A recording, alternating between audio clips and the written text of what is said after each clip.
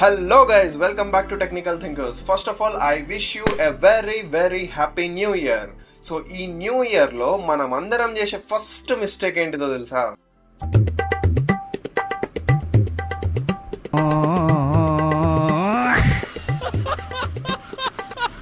కొత్త సంవత్సరం వచ్చేసింది, కొత్త టెక్నాలజీస్ రాబోతున్నాయి అండ్ కొత్త గ్యాజెట్స్ కూడా రాబోతున్నాయి. అండ్ మోస్ట్ ఇంట్రెస్టింగ్, ఈ వీడియోలో గేమర్స్ కోసం ఒక ఎక్సైటింగ్ న్యూస్ ఉంది. సో ఈ వీడియోని ఎండ్ వరకు 2025 లో రాబోతున్న గ్యాడ్జెట్స్ లో ఫస్ట్ వచ్చేసి సామ్సంగ్ నుంచి. సో సామ్సంగ్ అయితే తన స్మార్ట్ గ్లాసెస్ బిజినెస్ లోకి అయితే ఎంటర్ అవ్వబోతుంది. సో స్మార్ట్ గ్లాసెస్ ఏంటంటే మీరు నార్మల్ గా హాలీవుడ్ మూవీలో చూసే ఉంటారు. సో ఇట్లా అనగానే మెసేజ్ వెళ్ళిపోతుంది, ఇట్లా అనగానే రీల్స్ స్క్రోల్ చేయొచ్చు అనమాట. ఈ గ్లాసెస్ బయట చూడడానికి మాత్రం నార్మల్ గా ఉంటాయి, బట్ ఇన్సైడ్ ఆగ్యుమెంటెడ్ రియాలిటీ మాత్రం నడుస్తూ ఉంటుంది. సో మీరు ఎవరైతే యూజ్ చేస్తారో ఈ గ్లాసెస్ ని physical world plus virtual world ని మిక్చర్ చేసి చూస్తారనమాట.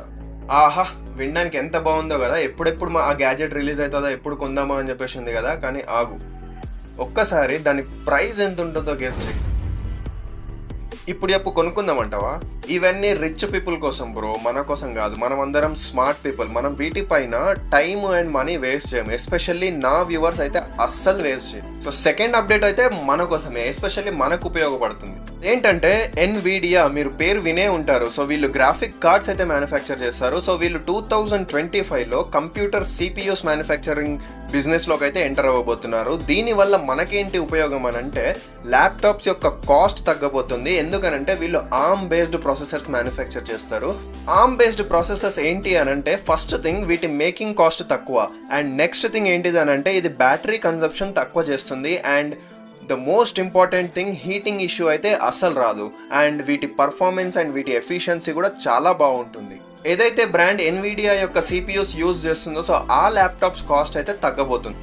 2025లో సామ్సంగ్ యొక్క రోలబుల్ స్మార్ట్ ఫోన్స్ అయితే రాబోతున్నాయి అనమాట. మంచక్క, కరెక్టే చెప్పినా? And the R should be rolling. కింద పడి దొల్లాలన్నమాట.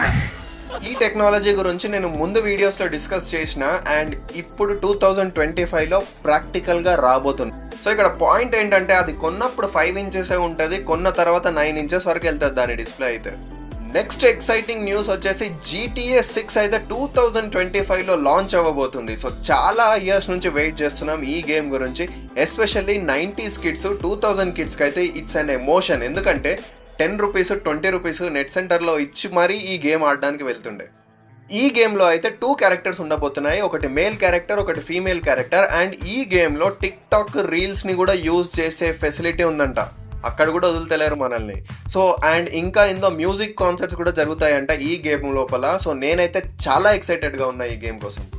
నెక్స్ట్ న్యూస్ వచ్చేసి నథింగ్ ఫోన్ 3. ఈ వీడియోలో యాడ్ చేయడానికి స్పెషల్ రీజన్ ఉంది. అదేంటిదనంటే, దీంట్లో రాబోతున్న సాఫ్ట్వేర్. సో దీంట్లో అయితే రియల్ ఏఐ ఫీచర్స్ని యాడ్ చేయబోతున్నారు.